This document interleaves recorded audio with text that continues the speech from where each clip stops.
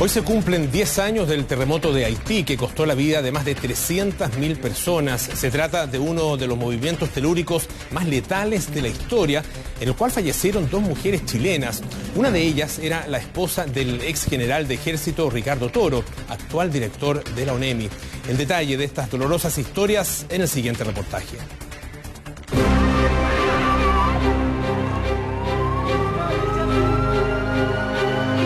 Informales de un terremoto ocurrido en Haití hace 90 minutos, a las 7 de la tarde, hora de Chile, 7.3 en los primeros cálculos de magnitud en la escala de Richter. Hay una alerta de tsunami.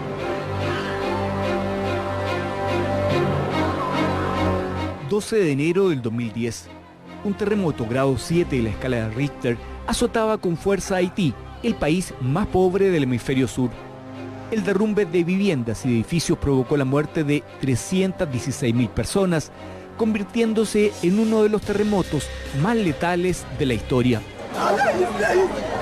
En el listado de personas desaparecidas figuraron desde el principio 2 mujeres chilenas, la abogada Andrea Eloy, quien trabajaba para Naciones Unidas en el tema de derechos humanos, y María Teresa Downlin, esposa del general Ricardo Toro, quien en ese tiempo era el segundo comandante de la MINUSTAH en Haití.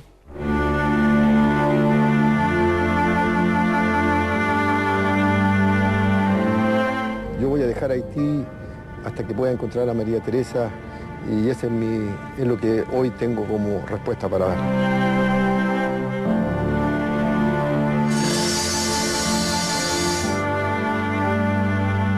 Hace una década en Puerto Príncipe, la capital de Haití, se encontraban estos efectivos de la agrupación de helicópteros de la FACH, integrantes de la misión de paz de la ONU. Ese día aproximadamente eran 10 para las 5 de la tarde. Primero fue un ruido muy fuerte, y posteriormente un movimiento ondulante en el sector.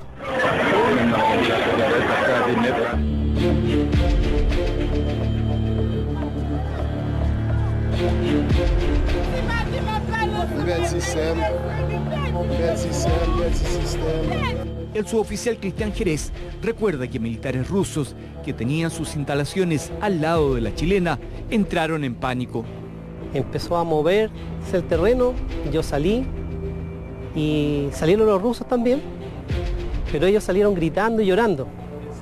Ellos nunca habían vivido un terremoto. Con las calles bloqueadas por escombros, los primeros en sobrevolar e informar sobre la gigantesca dimensión de esta catástrofe fueron los integrantes de la agrupación de helicópteros de la FACH. Aproximadamente 50 minutos después nosotros pudimos despegar en una aeronave de estas mismas, un UH. ¿Cuál era la situación en ese momento? ¿Cómo la podría describir? La verdad era catastrófica, por decirlo menos. Mucho polvo, se levantó una gran masa de nube, de polvo, que no dejaba ver bien. Era prácticamente estar volando dentro quizás de una nube.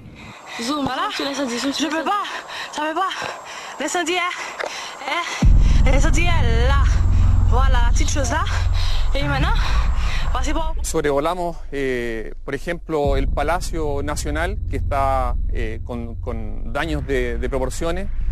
Sobrevolamos también la catedral, que estaba en el piso, el cuartel general de Naciones Unidas en Haití, específicamente en Puerto Príncipe, que también estaba, la mitad estaba en el piso. En los siguientes días se concentraron en puentes aéreos para trasladar a cientos de heridos que necesitaban atención urgente, pero llegó el momento en que los hospitales colapsaron. Yo creo que lo que más le duele a uno es ver a niños que se encuentran en esas condiciones donde los ves con lesiones importantes, y la magnitud, o sea, que hayan fallecido 350.000 personas aproximadamente. Entonces, claro que nos afectó considerablemente. Un helicópterista lo que piensa o lo que siente es tratar de rescatar, ayudar a alguien, y no poder hacerlo por no tener ya las capacidades. En esas primeras horas críticas cuesta. Da una sensación de potencia y de pena no poder ayudarlo más.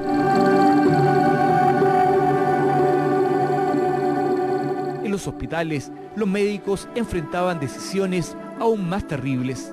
Es una tarea súper dura para nosotros determinar quién vive y quién no vive, y de cada 10 pacientes tenemos que elegir a uno en base a criterios que no son médicos, criterios como humanos, y uno tiene a 10 y yo tengo que decidir en el fondo quién se opera y los otros 9 se van a morir. En esos días el general Ricardo Toro siguió atentamente los trabajos de rescate que realizaban bomberos de Chile en el Hotel Montana, el edificio donde su mujer se encontraba al momento del terremoto.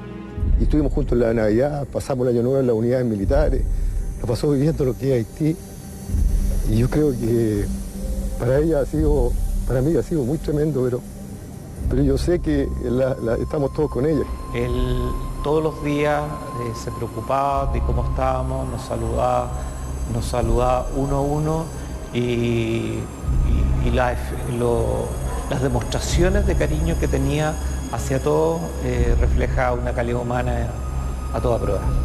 Pero los bomberos chilenos sentían que encontrar el cuerpo de María Teresa Dowling bajo los escombros de un edificio tan grande era un desafío en extremo complejo. Era un desastre. No existían planos, no existía ninguna situación en que nosotros pudiéramos aumentar o, en este caso, enriquecer nuestra estrategia. Los bomberos acamparon al lado del edificio derrumbado. Al sexto día encontraron un reloj que les permitió identificar a la esposa del general Toro.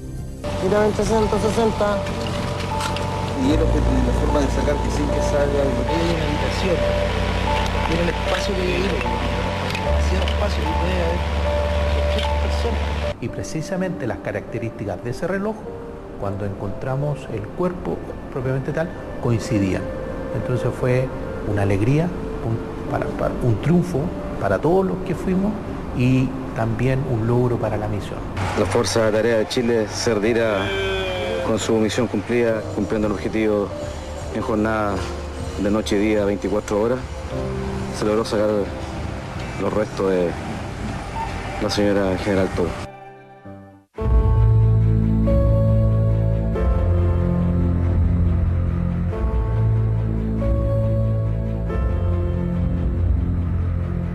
El coronel jefe de la agrupación de helicópteros de la FACH en Haití recuerda hoy el increíble testimonio de la mujer que vio por última vez con vida a Andrea Loy en el edificio de Naciones Unidas. Andrea Loy estaba trabajando ese día en la tarde y al lado de ella estaba una niña que había estado en Chile y ante esta situación esta niña nos comentaba después que le dijo a Andrea: hoy está temblando como en Chile, y de ahí se derrumbó el edificio. Lo único que se acuerda de ella es que después la sacaron entre medio de los escombros y Andrea lógicamente que no sobrevivió. El político y diplomático Juan Gabriel Valdés, quien desde el 2004 al 2006 lideró la misión de estabilización de Naciones Unidas en Haití, llegó a la zona de la catástrofe de Puerto Príncipe como delegado de la presidenta Bachelet tan solo 2 días después del terremoto, en un avión de la FACH que llevaba alimentos y medicina. Me encontré con el espectáculo más horrible que recuerdo haber visto nunca. No solamente era una ciudad bombardeada, sino que los muertos estaban en la calle, la mayor parte tapados con papel de diario.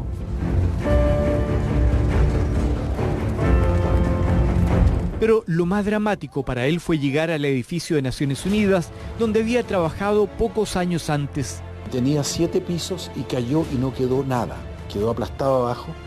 Murieron cerca de 200 personas de Naciones Unidas. Murió todo el equipo mío.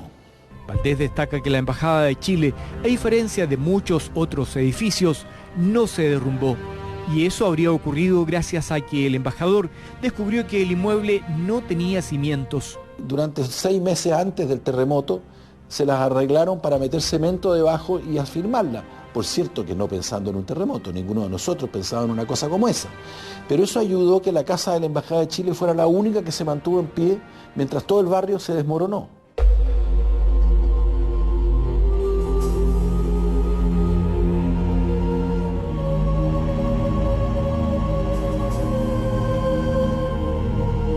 Valdés cuenta que la primera cosa que hizo al llegar a Haití fue ubicar al presidente René Préval, pero se dio cuenta que el jefe de Estado sufría una depresión profunda. Era una persona de tal manera decaída que no atinaba, digamos, a mandar.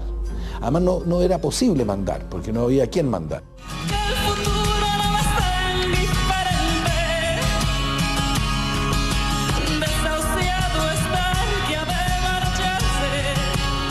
Para recaudar fondos para Haití, Mario Kreuzberger, Don Francisco, realizó un programa en Estados Unidos. Los artistas más famosos de Latinoamérica, como Ricky Martin y Shakira, entre otros, participaron de este evento internacional. Reiterar mis agradecimientos a Shakira allá en Nueva York. Repetirle ese aplauso a Shakira. Muchas gracias, Shakira. Gracias. Buenas noches. Muchas gracias. Un beso muy grande y gracias por ayudar. Gracias. He tenido la oportunidad de hablar con víctimas y las historias son de terror. Estamos en Puerto Príncipe, en la capital de Haití, sobre las ruinas y el dolor de un pueblo devastado. Hay miles de lugares como este, donde no se sabe quién está dentro, no se sabe si hay muertos, si hay gente que todavía respira. Hay solo cifras aproximadas que van cambiando todos los días.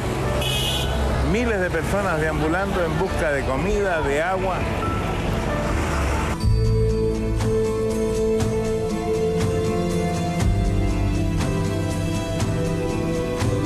Pero antes de realizar esta especie de teletón por Haití, Don Francisco quiso conocer en terreno las consecuencias del terremoto. Si bien yo estoy acostumbrado a los terremotos porque he vivido y he transmitido muchos terremotos, nunca vi la cantidad de muertos que veía en la esquina amontonados, cientos, de repente 200, 300.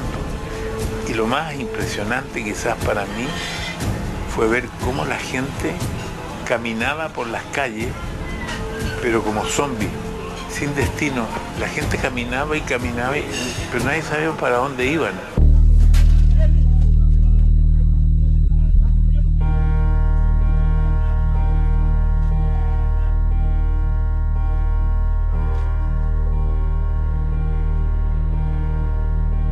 A una década del terremoto, Haití sigue siendo el país más pobre de América y la quinta parte de su población, agobiada por el hambre, la miseria y la violencia política, ha tenido que emigrar. Es una situación muy dramática de un país que está como condenado a un destino trágico y hay que tratar de romper eso.